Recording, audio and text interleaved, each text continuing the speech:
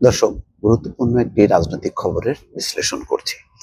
খালেদা জিয়ার সঙ্গে দেখা করেছেন সেনাপ্রধান।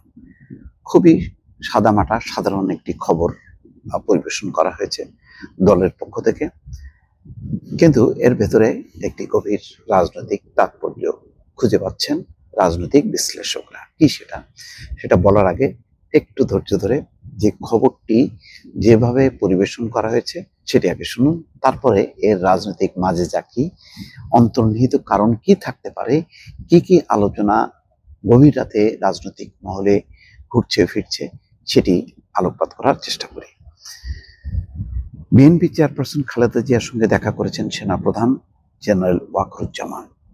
বৃহস্পতিবার রাতে রাজধানীর গুলশানে বিএনপি চেয়ারপারসনের বাসভবনে বিএনপি নেত্রীর সঙ্গে দেখা করে তার স্বাস্থ্যের খোঁজ নেন সেনাপ্রধান। এ সময় সেনাপ্রধানের সঙ্গে ছিলেন তার স্ত্রী বেগম শাহনাজ কামালিকা রহমান। সেনাপ্রধান জেনারেল ওয়াকারুজ্জামান রাত 8:30টার দিকে বিএনপি চেয়ারপারসনের গুলশানের বাসভবনে যান। সেখানে তাকে স্বাগত জানান খালেদা জিয়ার নিরাপত্তা বিষয়ক উপদেষ্টা মেজর জেনারেল অবসরপ্রাপ্ত ফজলে এলাহি আকবর। বিএনপি চেয়ারপারসনের প্রেস উইং এর সদস্য সাইরুল কবির খান এক সংবাদ বিজ্ঞপ্তিতে এই সাক্ষাতের কথা জানিয়েছেন। ফজলে এলাহি আকবরের বরাত দিয়ে সাইরুল কবির খান জানান, রাত 8:30 থেকে প্রায় 40 মিনিট খালেদা জিয়ার সঙ্গে কথা বলেন সেনাপ্রধান এবং তার সহধর্মিণী। সাবেক প্রধানমন্ত্রী খালেদা জিয়া যেন দ্রুত সুস্থ হয়ে ওঠেন, সেনাপ্রধান সেই দোয়া করেছেন। চিকিৎসার জন্য আগামী সপ্তাহে সম্ভবত সোমবার খালেদা জিয়া লন্ডনে যাওয়ার কথা রয়েছে। তবে দিনক্ষণ এখন চূড়ান্ত হয়নি বলে জানান তার ব্যক্তিগত চিকিৎসক এবং বিএনপির স্থায়ী কমিটির সদস্য এজেডএম জাহিদ হোসেন। কিন্তু কোনো কোনো গণমাধ্যম লিখেছে যে সোমবার তার যাওয়ার কথা। আওয়ামী লীগ সরকার আমলে 2018 সালের 8 ফেব্রুয়ারি থেকে দুর্নীতির 2 মামলায় খালেদা জিয়াকে দণ্ড দেওয়া হয়। তখন 2 বছরের বেশি সময় তিনি কারাবন্দী ছিলেন। 2020 সালের 25 মার্চ আওয়ামী লীগ সরকার নির্বাহী আদেশে খালেদা জিয়ার সাজা স্থগিত করে শর্ত সাপেক্ষে মুক্তি দেয়। এরপর 6 মাস পর আবেদনের প্রেক্ষিতে তার সাজা স্থগিত করে মুক্তির মেয়াদ বাড়াচ্ছিল তৎকালীন সরকার। অসুস্থ খালেদা জিয়াকে বহুবার হাসপাতালে ভর্তি করা হয়েছে। দিনের পর দিন তাকে হাসপাতালে কাটাতে হয়েছে। আওয়ামী লীগ সরকার তাকে বিদেশে যাওয়ার অনুমতি দেয়নি। পরে দেশি বিদেশি চিকিৎসকদের তত্ত্বাবধানে তার অস্ত্রোপচার দেশেই করা হয়। ছাত্র জনতার অভ্যুত্থানে গত 5ই আগস্ট আওয়ামী লীগ সরকারের পতনের পরদিন 6ই আগস্ট খালেদা জিয়াকে নির্বাহী আদেশে মুক্তি দেওয়া হয়। 79 বছর বয়সী খালেদা জিয়া আর্থারাইটিস, হৃদরোগ, ফুসফুস, লিভার, কিডনি, ডায়াবেটিস সহ বিভিন্ন জটিলতায় ভুগছেন। দর্শক, এই হচ্ছে সিম্পল খবর। এখন কথা হলো সেনাপ্রধান দেখা করেছেন। এটি সাধারণভাবে যদি বর্ণনা করেন যে বেগম খালেদা জিয়া তিনি শহীদ প্রেসিডেন্ট জিয়াউর রহমানের স্ত্রী, বিধবা স্ত্রী, সুতরাং সেনাবাহিনীর সঙ্গে বেগম খালেদা জিয়ার একটা সম্পৃক্ততা আছে। তিনি ওয়াকারুজ্জামান যেই বাহিনীর তিনি প্রধান, সেই বাহিনীরই প্রধান ছিলেন মরহুম জিয়াউর রহমান। ফলে তার বিধবা স্ত্রী তার সঙ্গে দেখা করতে যাবেন, এটি হচ্ছে সাধারণভাবে গণ্য করা যায় বা সাধারণভাবে এটি স্বাভাবিক হিসেবেই বিবেচনা করা যেতে পারে। কিন্তু বেগম খালেদা জিয়ার একটি রাজনৈতিক পরিচয় আছে, তিনি বিএনপির চেয়ারপারসন। সুতরাং এখন তিনি শুধু প্রয়াত প্রেসিডেন্ট জিয়াউর রহমানের সহধর্মিণী ছিলেন, এটাই তার বড় পরিচয় না। তার চেয়ে বড় পরিচয় তিনি বাংলাদেশ জাতীয়তাবাদী দলের চেয়ারম্যান এবং সাবেক প্রধানমন্ত্রী। তার মানে একটা তার রাজনৈতিক পরিচয় আছে। এখন তার কোনো সরকারি প্রটোকল নেই বা সরকারি কোনো পদ পদবি নেই, কিন্তু তারপরও বেগম খালেদা জিয়াকে অত্যন্ত গুরুত্ব দেওয়া হচ্ছে রাষ্ট্রীয়ভাবে।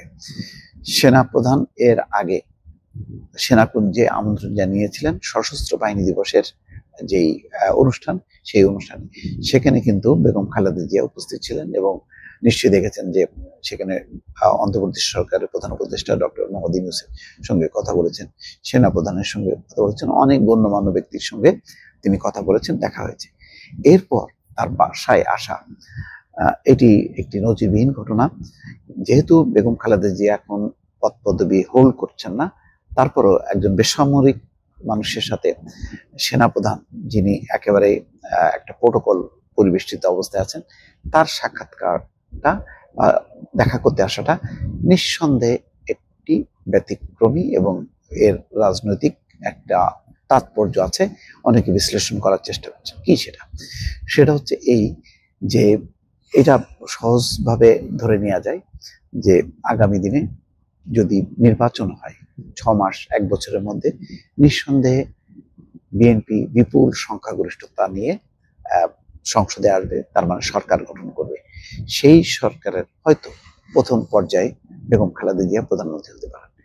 ফলে একজন একেবারে সম্ভাব্য প্রধানমন্ত্রী, ভাবী প্রধানমন্ত্রী, তার সঙ্গে সাক্ষাৎ করতে আসা সেনাপ্রধানের এটি একটা দিক নির্দেশনা দেয় যে আগামীতে কে ক্ষমতায় আসছে।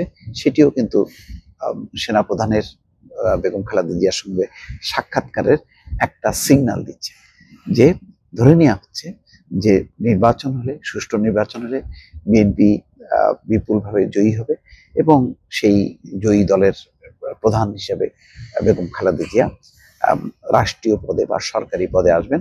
সুতরাং আগে থেকেই এটা একটা ওয়ার্ম আপের মতন সেনাপ্রধান ওয়াকারুজ্জামান তিনি দেখা করলেন। আরেকটি তাৎপর্য হচ্ছে যে এই সেনাপ্রধান তিনি নিযুক্ত হন বিগত সরকারের আমলে, অর্থাৎ পতিত যেই শেখ হাসিনা সরকার, তার সময় তিনি নিযুক্ত হন এবং অনেকেই বলেন যে শেখ হাসিনা তার দুঃসম্পর্কের আত্মীয় এই বিবেচনা করে তাকেই মনোনীত করে সেনাপ্রধান হিসেবে। কিন্তু এই সেনাপ্রধান 5ই আগস্ট ঐতিহাসিক ভূমিকা পালন করেন। তখন কিন্তু তিনি তার আত্মীয় শেখ হাসিনা বা কার সাথে কি সম্পর্ক আছে সম্পূর্ণ কিছু সবকিছু ভুলে গিয়ে তিনি দেশের পক্ষে, মানুষের পক্ষে তিনি দাঁড়িয়েছিলেন এবং সম্ভাব্য একটি গৃহযুদ্ধের হাত থেকে দেশকে বাঁচিয়েছেন বলে মানে ওয়াকারুজ্জামানের ভাবমূর্তি রাতারাতি পরিবর্তন হয় এবং সেই পরিবর্তনের ধারায় তিনি কিন্তু শেখ হাসিনার আমলে বা শেখ হাসিনার সময় সেনাপ্রধান নিযুক্ত হওয়ার পরও তিনি তার নিরপেক্ষ একটি অবস্থান বজায় রাখতে পেরেছেন এবং তিনি এখন প্রথম আলোকে যেমন সাক্ষাৎকার দিয়েছেন, এটাও ব্যতিক্রমী যে তিনি সেনাপ্রধান থাকা অবস্থায় এর আগে কোনো সেনাপ্রধান কোনো বেসরকারি পত্রিকার সঙ্গে সাক্ষাৎকার দেননি, কিন্তু তিনি দিচ্ছেন।